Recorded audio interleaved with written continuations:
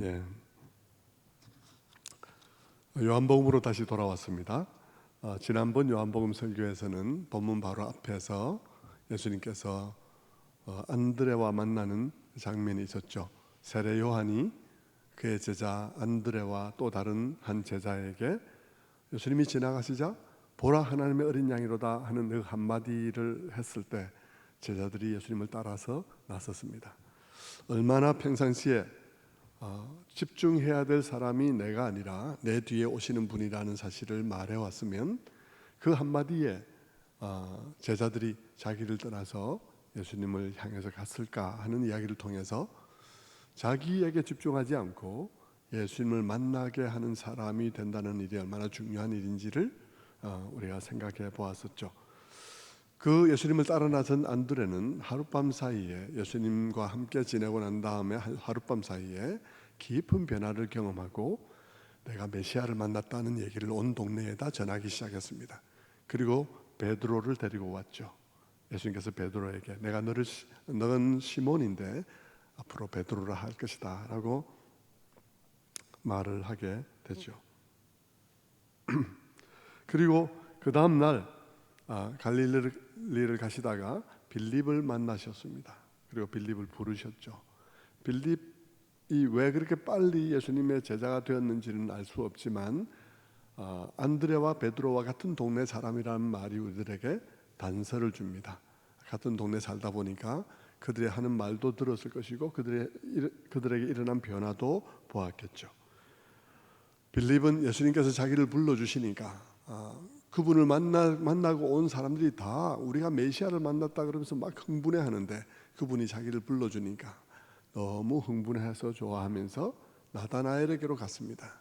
그리고 나다나엘에게 흥분한 어조로 말했습니다. 모세가 율법에 기록하였고 여러 선지자가 기록한 그분을 우리가 만났으니 요셉의 아들 나사렛 예수다 라고 말을 했습니다. 빌립이 이렇게 모세가 율법에 기록하였고 선지자들이 기록한 그 일을 내가 만났다라고 이렇게 한 사람을 소개하면서 그렇게 소개하는 것으로 보아서 이 말을 듣는 나다나엘이 성경에 깊은 관심을 가지고 있는 사람이라는 사실을 알 수가 있습니다. 만약 그렇지 않으면 그런 식으로 소개를 안 했겠죠.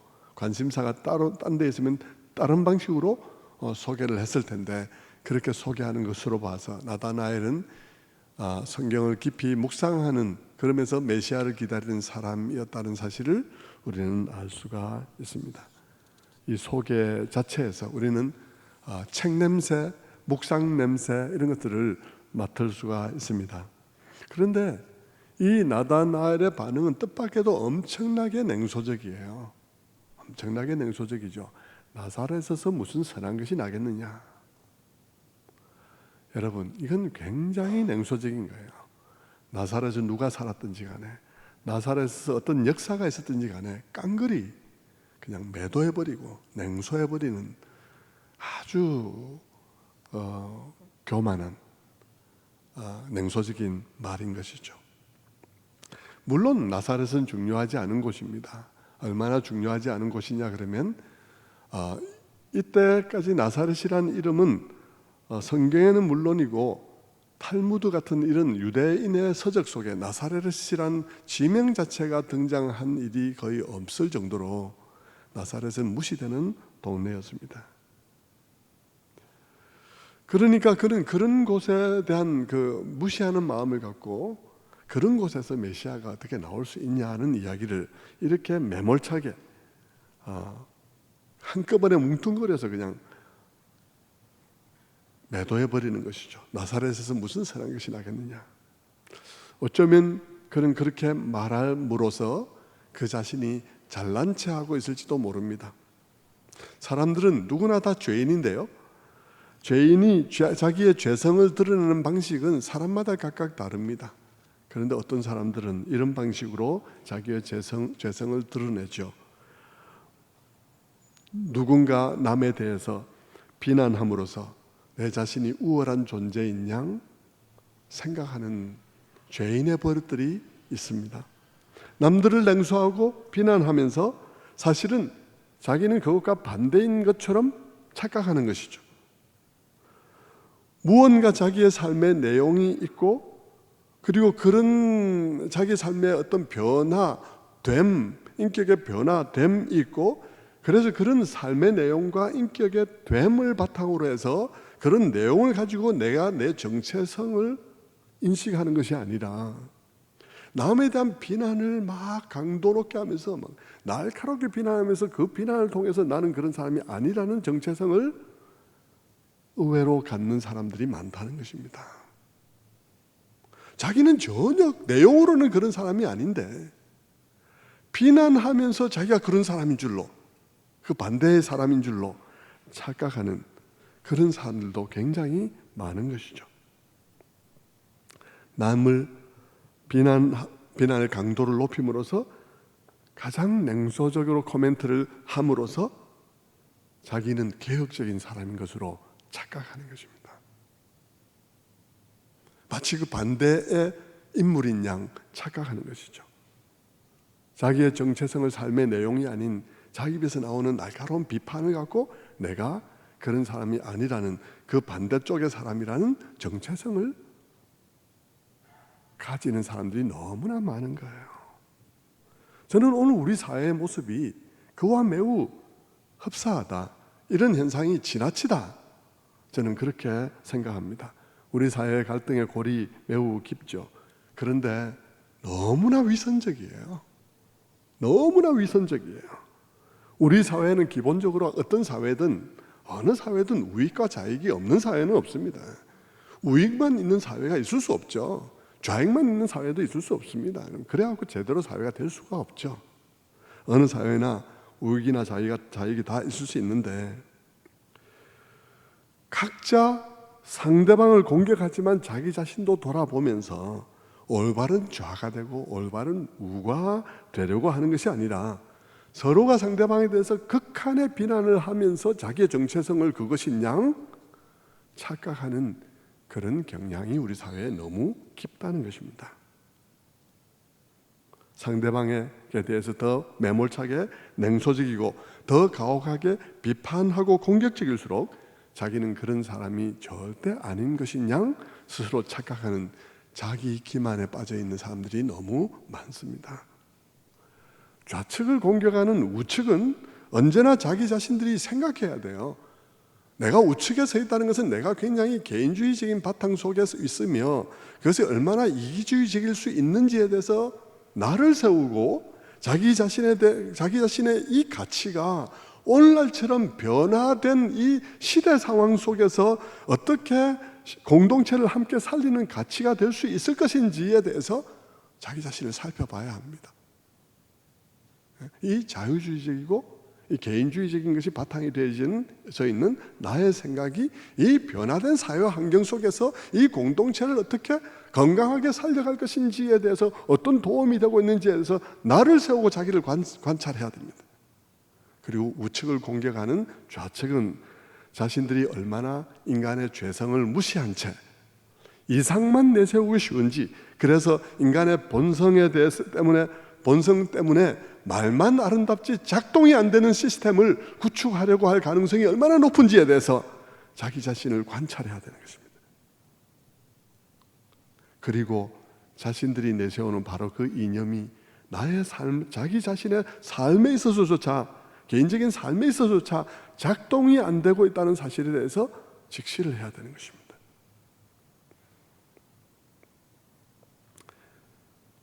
현재 우측은 우측대로 좌측은 좌측대로 각자 자기들의 문제를 관찰해야 되는데, 좌측에 있는 사람들의 문제는 그 사람들이 이념에 따라서 사는 사람이 아니라는 것입니다. 그렇게 살아서 그렇게 사는 삶의 내용을 가지고 좌라는 정체성을 가진 사람들이 거의 없이 실제 삶에 있어서는 누구보다도 자본주의적이고 누구보다도 반칙을 하며 누구보다도 특권을 누리면서도 말은 좌측의 말을 하는 위선적인 사람들이 너무 많다는 것입니다. 그리고는 입으로 하는 비판의 말로서 자기가 진보인 양 생각하는 사람들도 너무나 많은 것이죠. 저는 우리 시대를 보면서 애국자 되기가 너무 쉬운 것이 다르다고 생각합니다. 애국자로 살아가는 것이 아니라 누구를 비난함으로써 애국자인 양 착각하는 것이 너무 탈이라고 생각해요. 대중은 어떻습니까? 그런 정치적인 상황 속에서 대중은 어떻습니까? 대중도 둘로 나뉘어서 엉망입니다. 걸핏하면 인터넷에는 토착 왜군이 뭐니 어쩌고저쩌고 비난하고 들것입니다. 그런 것을 보면서 저는 애국하기 참 쉽다 하는 생각을 합니다. 저는 이 좌우 간에 이런 막 자기를 돌아봄이 없는 싸움을 보면서 참 개탄스럽습니다. 저는 우리 사회에 오랫동안 존경받은 사람들이 다 토착 외구인 점이 저는 너무 슬픕니다. 누구의 눈에는 다 토착 내고요. 자기 빼놓고는. 저는 저와 함께 해외 시장을 개척하며 열심히 뛰었던 수출 입국을 위해서 열심히 뛰었던 그 많은 사람들이 토착 외구라는 사실이 너무 슬픕니다. 어떤 사람들의 눈에 말입니다. 존경했던 김영석 교수님도 토착 외구고 철학자들이 토착 외구고 저는 그렇게 쉽게 막 댓글 달고 토착 외구라고 비난하는 그 사람들이 어떤 면에서 애국자인지 자기 삶 속에서 자기 삶으로 내용으로 증명해야 된다고 생각합니다. 입에 냉소적인 말이나 요사스러운 말로서 애국자가 아닌 자기의 삶의 내용으로 어떻게 진보인지를 드러내야 옳은 것이죠. 우측도 마찬가지고요. 저는 사람들이 더 모질고 냉소적으로 말하면서 그렇게 말하기만 하면 간단하게 진보가 된다는 사실이 저는 너무 어처구니가 없는 것이죠. 그런 세상이 너무 실망스럽습니다. 삶은 조금도 남을 위해서 살아본 적이 없는 사람들이 입으로 그런 말만 함으로써 자기가 진보인 줄 착각하는 그 세상이 개탄스럽습니다. 남을 한쪽으로 몰아세움으로써 자기가 애국자가 되는 세상이 개탄스럽습니다. 저는 교인 중에서도 그런 인식을 가진 사람들이 있다는 점이 개탄스럽습니다. 지식도 없이 경험도 없이 남을 위해 살아본 내용도 없이 모이면 한쪽 입장에 서서 상대방을 비난함으로써 자기가 애국자가 되는 어처구니 없는 세상. 참 세상이 편리한 세상이 된 것 같습니다.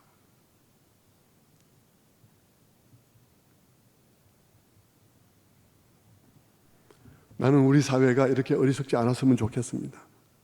우리 가운데 기독교인들은 좀 다른 인식을 가졌으면 좋겠다 생각합니다.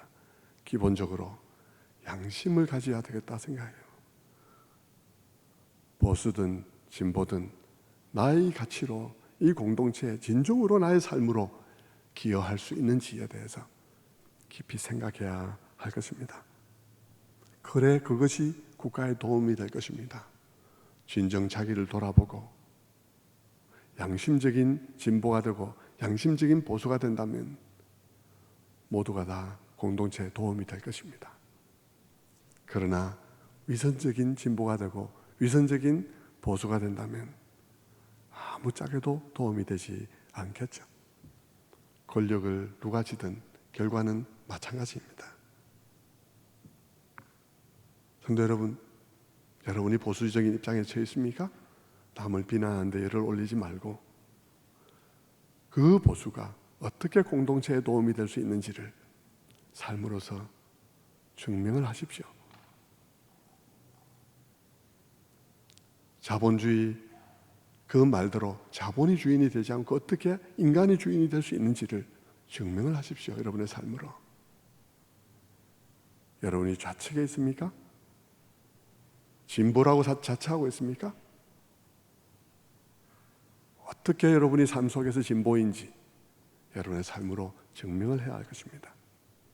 냉소로 날카롭게 나사렛에서 무슨 선한 것이 나겠느냐. 나다나엘은 그런 사람이었죠. 성도 여러분,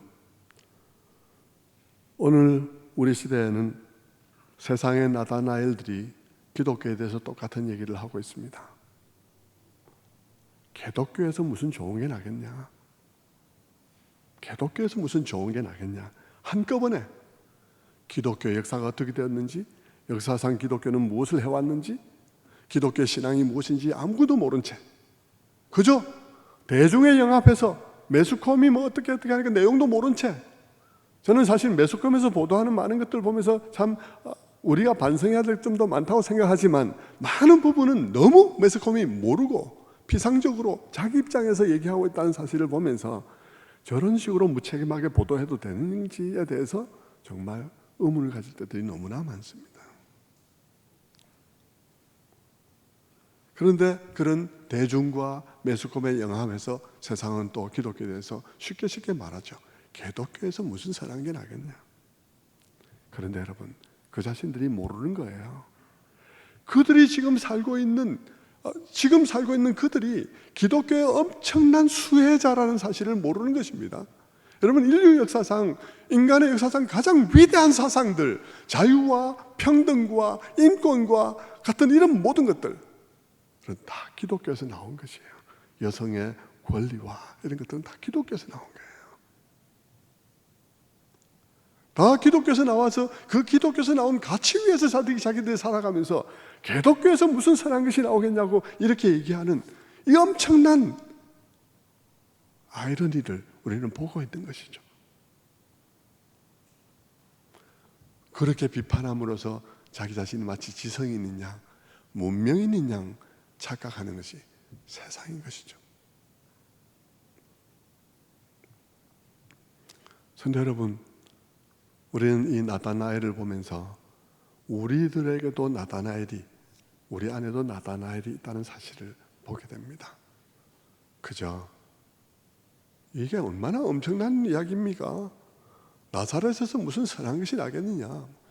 거기 누가 살든지 어떻게 살아왔든지 아무 상관없이 그냥 도매금으로 그냥 날려버리는,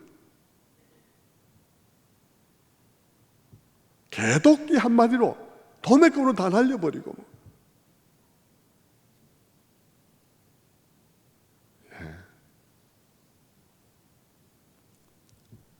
그렇게 서로가 서로에 대해서 아주 냉소적인 한마디로 우리 사회가 얼마나 많이 상대방을 매도하고 있습니까? 성도 여러분, 그런 경향이 강할수록, 그렇게 독선적일수록 그 사람이 변하기는 상당히 어렵겠죠. 그런 사람 예수 믿게 하기는 정말 어려울 것이라고 생각합니다. 그래서 그런 사람 만나면 좀 밥맛이 없고 전도할 마음이 없죠. 여러분, 된통 면박을 받은 이 빌립은 나다나엘에게 가서 선지자들이 말했던 부분, 모세가 율법에 기록했던 그분을 우리가 만났다. 된통 냉소를 받았죠. 정말 뻘쭘하게 뭐라 말을 해야 될지 잘 모를 상황이 되었을 것입니다. 그럼에도 불구하고 그는 얼굴을 붉히지 않고 말했습니다. 한번 와봐. 그런데 그것이 제대로 맞아떨어진 거예요. 여러분들도 여러분 주변에 너무 냉소적이어서 전도할 엄두가 나지 않는 사람이 있을 수 있습니다. 우리가 안 되니까 주님도 어쩔 수 없을 것이라는 생각이 들 때들이 있을 것이에요. 그러나 여러분, 빌립은 거기서 멈추지 않았습니다. 빌립은 그를 데리고 주님께로 갔습니다. 그리고 거기에서 변화가 일어났습니다. 주님께서 나다나엘이 올 때 주님께서는 이미 나다나엘을 알고 계셨더라는 것입니다. 성도 여러분, 우리는 우리 주변에 굉장히 냉소적이고 저 사람은 안 돼, 저 사람은 너무 심해서 도저히 예수님 전도가 안 되는 거야. 그런데 여러분, 주님이 그분을 알고 있는 거예요. 나다나엘이 오기 전에 나다나엘을 알고 계셨습니다. 나다나엘과 한 번의 대화를 해보지 않고도 그 속에 무엇이 있는지를 알고 계셨습니다. 그리고 주님은 그 사람을 단번에 변하게 하실 수 있는 분이십니다. 그것이 우리가 아무리 우리 주변에 완악한 사람이라도 한 번은 주님 앞에 데려와서 세워봐야 하는 이유입니다.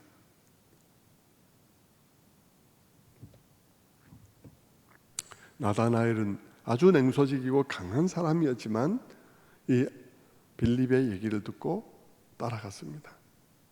왜 따라갔을까요?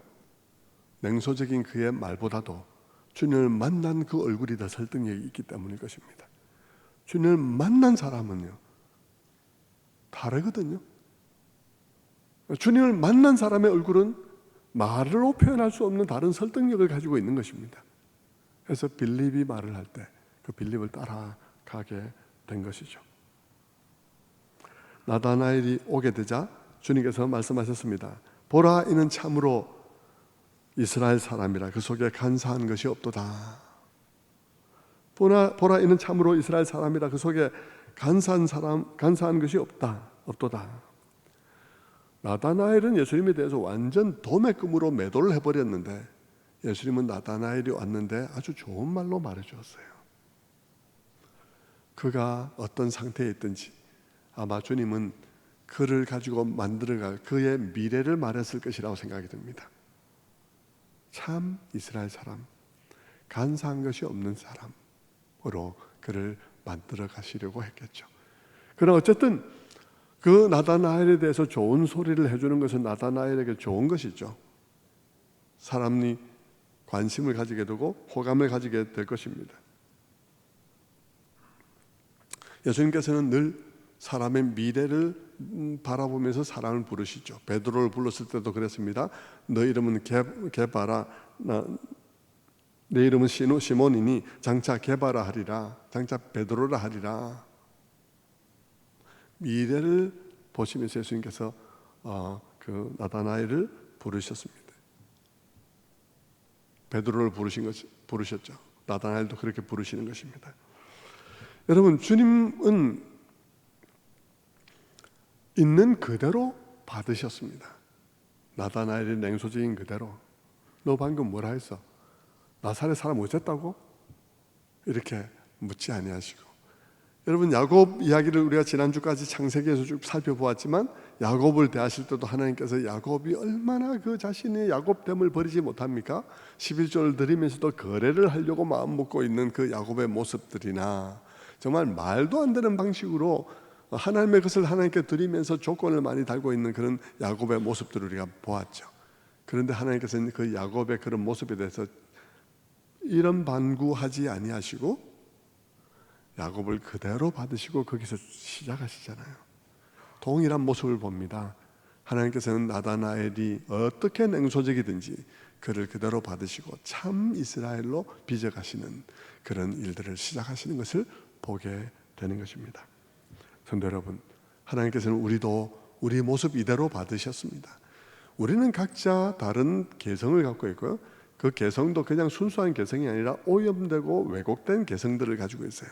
그래서 막 서로가 개성과 개성이 만날 때 많은 고통이 있고 어려움이 있죠. 그런데 여러분 기억하십시오. 하나님께서는 우리를 그 비뚤어진 개성을 가진 그대로 우리를 받으셔서 시작하신다는 거예요. 그걸 우리가 기억하시면서 주님의 눈으로 내 곁에 사람을 보기를 힘써야 할 것입니다. 자꾸 훈련하고 주님, 내가 그래야지. 여러분 홀로 노력하면 안 돼요. 여러분 홀로 저 사람을 내가 받아야지, 저 사람을 내가 감당해야지, 여러분의 교양으로 받으려 하면 안 됩니다. 못 받습니다. 주님을 바라봐야 돼요. 주님을 바라보고 주님이 나를 어떻게 받으셨는지, 주님이 나다나엘을 어떻게 받으셨는지, 주님이 야곱을 어떻게 받으셨는지, 그 주님이 나를 어떻게 받고 계신지, 그분 앞에서 나는 과거에 어떠했는지, 지금 어떻게 변화되어 왔는지, 그 변화되는 모든 과정 속에 주님께서 어떻게 답답하셨겠는지 다 여러분이 생각하시면서 주님을 바라보고 주님이 나를 향해서 베푸신 사랑을 바라보면 내 주변의 사람이 감당이 되는 것입니다. 여러분의 교양, 여러분의 내면의 힘으로 그것을 하려고 하지 마십시오. 주님이 주시는 힘으로 감당할 수 있게 되기를 바랍니다. 그 주님은 나다나엘에 대해서 이는 참 이스라엘 사람이라 하고 말씀을 하셨어요. 요한복음에는 이스라엘이라는 이름이, 이스라엘이란 말이 여기밖에는 나오지가 않습니다. 그러면 여러분 다른 이 이스라엘 사람들은 뭐라고 불렀을까요? 요한은 요한복음에는 다 유대인이라고 기록되어 있습니다. 유대인이라고 기록되어진 그 유대인들은 대개 다 예수님에 대해서 반대하는 그런 이미지를 갖고 있습니다. 그런데 여기만 이스라엘이 기록되어져 있어요. 하나님의 백성이라는 의미를 담고 있죠. 이 이스라엘이란 말은 야곱이 야복강가에서 받은 이름입니다. 여러분 창세기를 지난주까지 설교를 들으면서 이제 잘 알고 계시겠지만 야곱이 야복강가에서 그 방황의 시간, 먼 곳에서 떨어져 있던 그 추방의 시간을 끝내고 돌아올 때 야복강가에서 기도하다가 하나님께 받은 이름이 이스라엘이었습니다. 주님은 그 나다나엘이 걸어오는 것을 보면서 이는 참 이스라엘 사람이라 라고 말해 주었습니다. 그 속에 간사함이 없도다 라고 말해 주었죠. 그의 현재의 모습이기보다는 미래의 모습일 가능성이 더 높습니다. 아무튼 칭찬해 주니까 나다나엘은 굉장히 기분이 좋았겠죠. 그러면서 주님께 말씀드립니다. 어떻게 나를 아신다고 그런 얘기를 하십니까? 주님께서 말씀하십니다. 빌립이 너를 부르기 전에 내가 무화과나무 아래 있을 때 너를 보았노라. 너가 무화과나무 아래 앉아 있을 때 빌립이 너에게 가서 너를 부르기 전부터 내가 너를 알고 있었다. 엄청난 얘기죠. 그리고 이것은 무언가 나다나엘의 속에 있는 무언가를 건드렸을 것입니다. 우리는 몰라요. 이 무화과나무 아래에서 너를 있을 때 너를 보았다는 말이 이 나다나엘에게 어떤 생각을 불러일으켰는지, 무엇을 그에게 건드렸는지를 우리는 모르죠. 그것까지 우리가 상상하려고 할 필요는 없습니다. 그러나 한 가지 분명한 것은 그에게 무언가 주님과 그만이 알 수 있는 무언가를 건드린 것이죠. 그러니까 그가 깜짝 놀라는 거예요. 깜짝 놀라면서 랍비여 당신은 하나님의 아들이요 이스라엘의 임금이로소이다 라고 말을 합니다. 엄청난 충격을 받았습니다.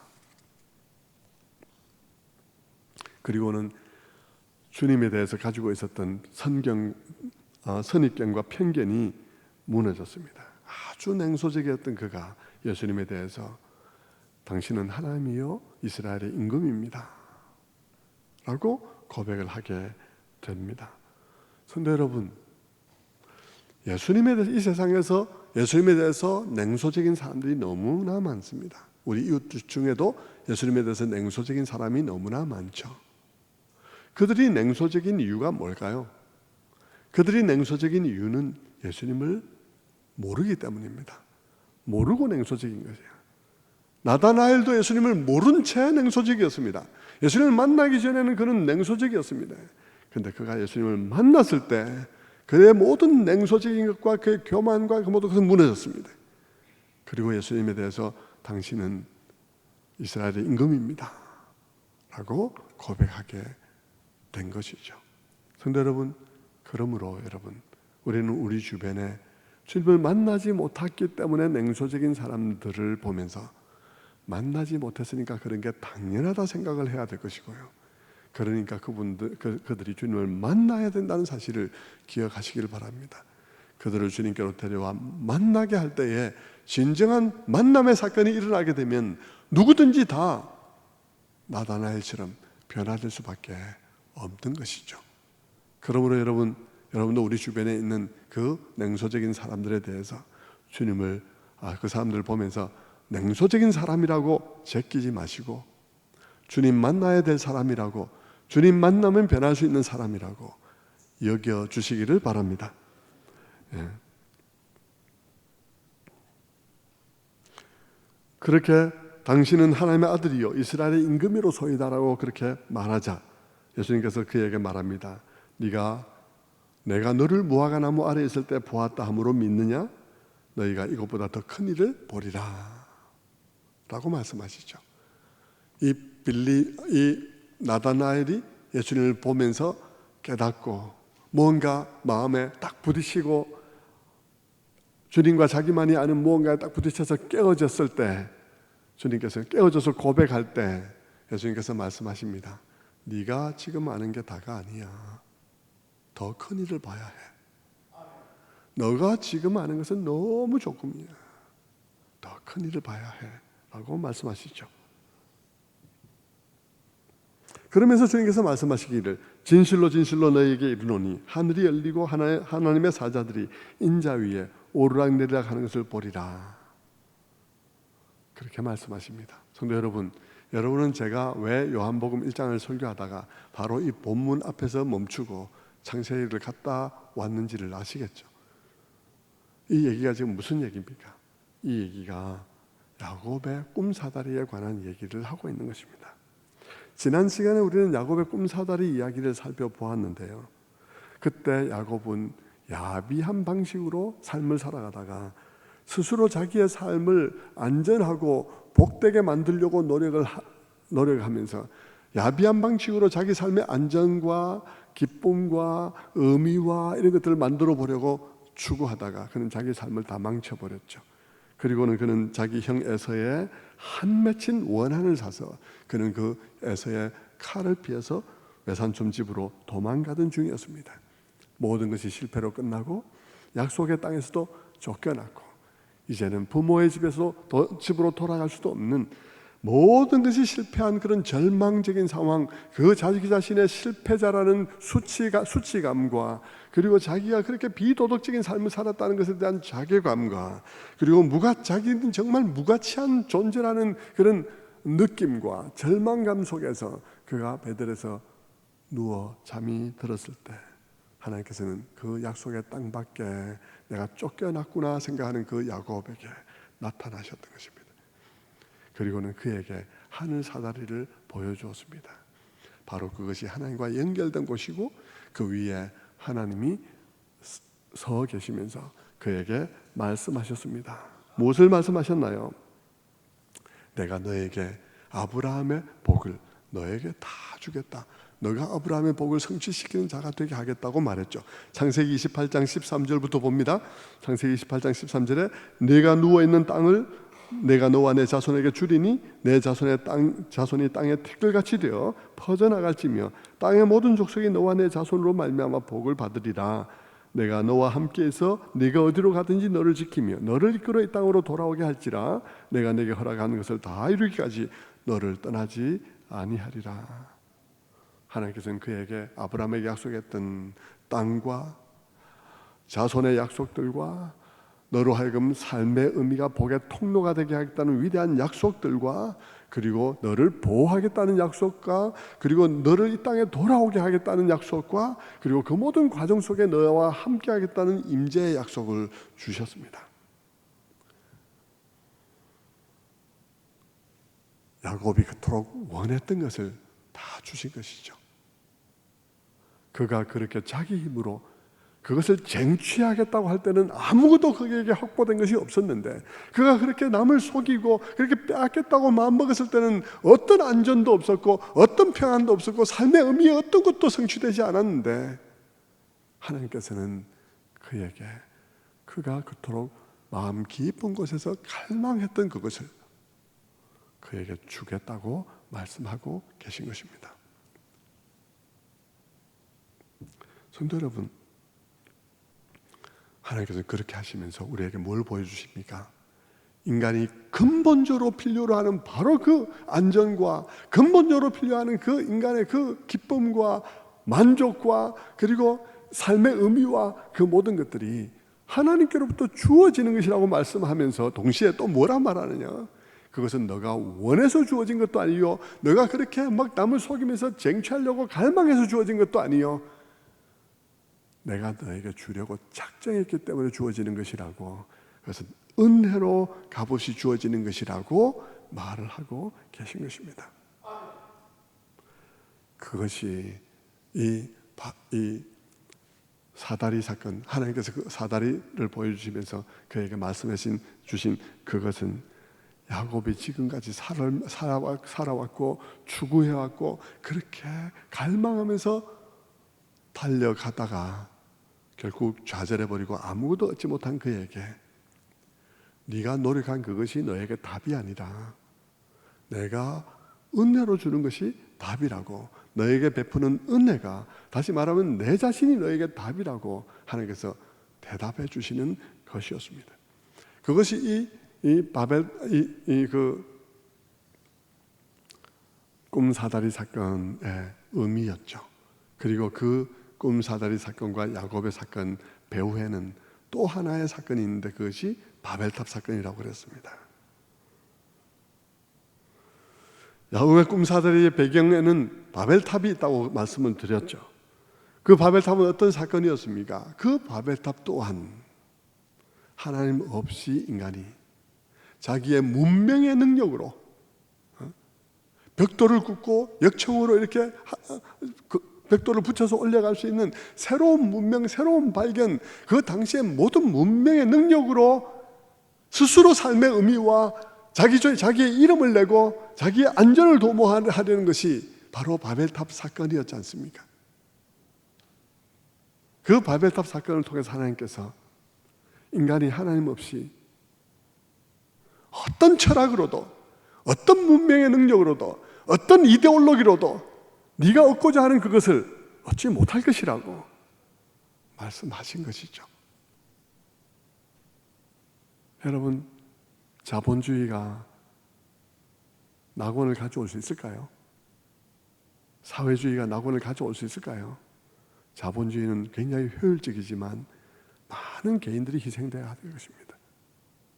사회주의는 개인들을 좀 더 배려할 수 있을지 몰라도 효율적이지 못해서 실패할 것입니다.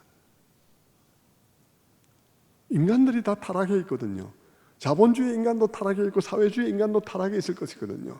막 돈 나눠주면 인간들이 일을 안 하거든요. 그냥 뭐 공평하게 나누자면 인간들이 일을 안 하니까 그 시스템은 패배할 수밖에 없죠.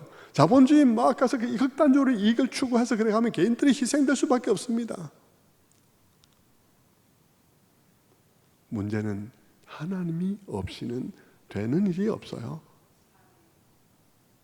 하나님이 개입하셔서 야곱을 변화시키는 것처럼 나다나엘을 변화시키는 것처럼 그 자본주의나 사회주의를 통해서 이상을 실현하려는 그 인간을 변하게 하지 않으면, 그 인간이 변하지 않으면 무슨 이데올로기라도 이상을 성취하지 못할 것입니다.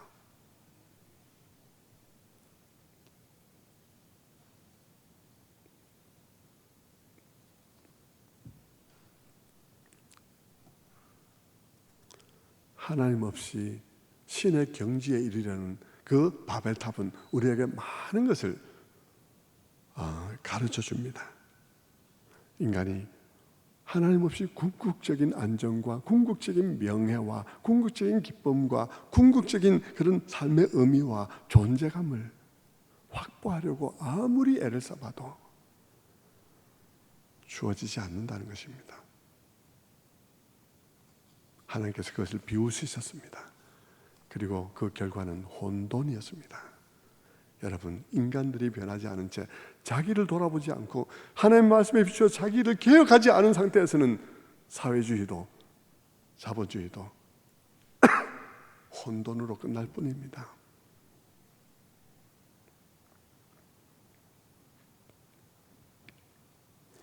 인간은 자기 자신의 지성과 철학과 그런 이데올로기와 문명의 능력을 가지고 하늘에 이를 것을 원하지만, 가장 궁극적인 상태에 도달할 수 있을 것을 원하지만 이룰 수 없습니다. 그런데 여러분, 이 바벨탑 사건에 대한 대답이 야곱의 꿈사다리라 그랬습니다. 진정한 종교, 참으로 인간에게 궁극의 만족과 구원을 주는 종교는 어디서 오느냐? 인간이 하늘에 올라가는 데서 오는 것이 아니라 하늘이 내려오는 데서 이루어진다는 것입니다. 그 하나님이 인간에게 내려오신 거예요. 하나님이 그 야곱과 같이 실패한 자에게, 아무런 희망이 없는 자에게 하나님이 내려오는 것입니다. 인간이 올라가는 것이 아니라 하나님이 내려오는 것입니다. 인간이 자기의 노력으로 하늘에 닿으려는 모든 노력은 다 실패할 것입니다.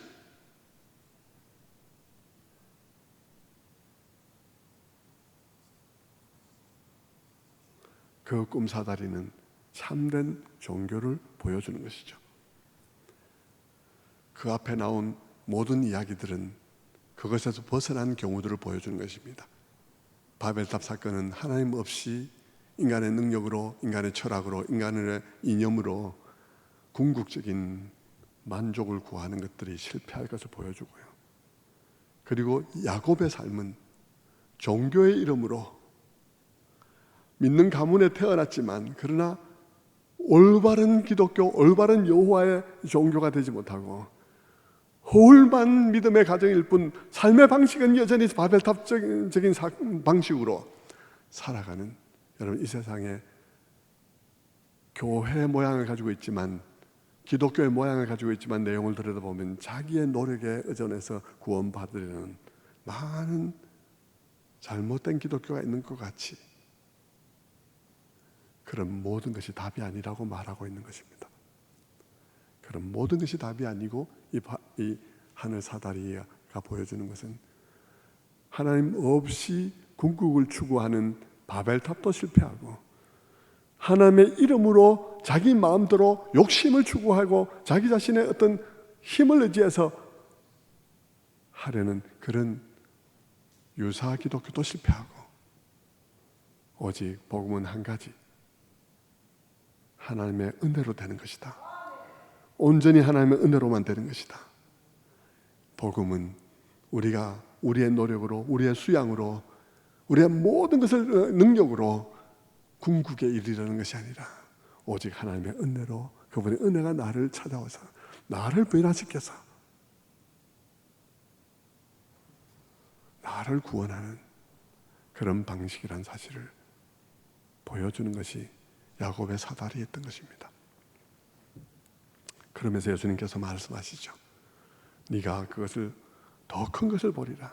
네가 뭐 내가 이스라엘 왕이라고 말하고 하나님의 아들이라고 말하는데 또 뭐 세례 요한도 뭐 세상 죄를 지고 하는 하나님의 어린 양이라고 말을 했는데 너희가 정말로 나를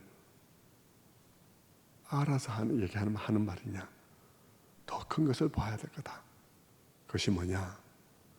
인자 위에 천사가 오르락내리락 하는 것을 봐야 할 것이다 라고 말했습니다.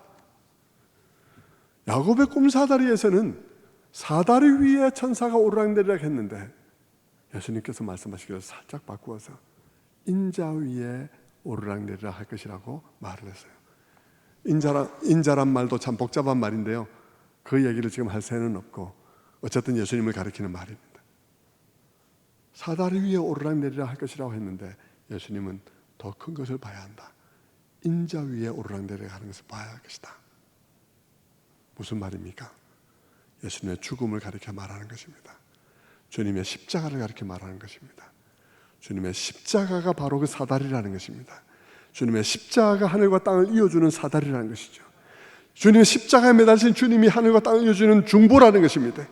그리고 그 주님 위에, 주님 안에서 하나님의 천사가 교통할 수 있다는 것입니다. 그 주님 안에서 하나님과 나 사이가 교통이 일어난다는 것입니다. 주님 안에서 천사들이 주님의 말씀을 가지고 내려오고, 주님 안에서 그 천사들이 주님의 축복을 가지고 내려오고, 그 주님 안에서 나의 기도를 가지고 올라가고 하는 일이 일어나게 될 것이다 라고 말씀하고 있는 것입니다. 성도 여러분, 1장이 다 끝났어요. 1장을 통해서 여러분이 무엇을 들었습니까? 이 풍성한 이야기, 16번에 걸친 1장의 이야기를 통해서 예수님이 하나님의 아들이라는 사실을 보았습니다. 그분은 태초에부터 계셨던 말씀이시요, 그분은 성막이시고, 그분의 성막의 영광이 가득했던 것처럼 그분에게도 독생자의 영광이 가득했던 분이에요. 그리고 그분은 세상 죄를 지고 가는 하나님의 어린 양이요, 이스라엘의 임금이요, 모세가 율법에 기록했던 그분이요, 그리고 그분은 십자가에 달리셔서 하늘과 땅의 중보가 되신 분이십니다. 그분이 그렇게 하나님의 아들이시라면 여러분은 어떻게 해야 하겠습니까? 세상은 어떻게 해야 되겠습니까? 요한은 우리가 어떻게 하기를 원하고 있습니까? 그분이 하나님의 아들이라면 우리는 그분을 우리의 주로 영접해야 합니다. 그분을 영접하십시오. 그분이 하나님의 아들이십니다. 그분을 영접하시고 그분께 순종하는 우리 모두가 되기를 축원합니다. 기도하겠습니다. 자비로우신 아버지 하나님 감사합니다. 오늘로 이렇게 요한복음 1장을 마칠 수 있게 해주셔서 감사합니다. 이 1장을 통해서 우리 주님이 얼마나 위대한 분이신지, 인간의 필설로는 말할 수 없는, 이렇게 하나님께서 공교하게 만들어주신 이 성경 말씀을 통해서 깊이 들여다볼 때 인간의 어떤 상상력으로는 상상할 수 없는 놀라운 분이 하나님이라는 사실을, 우리 주님이라는 사실을 우리가 발견하게 됩니다. 그 주님을 우리의 마음 깊이 깨닫고 주님의 하나님의 아들 되심을 알고 우리 주님을 영접하고 주님을 나의 주인으로 모시는 그런 삶들이 다 될 수 있도록 도와주시옵소서. 그 주님이 내 마음속에 확고함으로 이제는 성경의 어느 부분을 읽더라도 주님이라는 그 한마디 우리의 심령이 떨릴 수 있도록 주님 함께하여 주시옵소서. 감사드리옵고 예수 그리스도를 받들어 기도드리옵나이다. 아멘.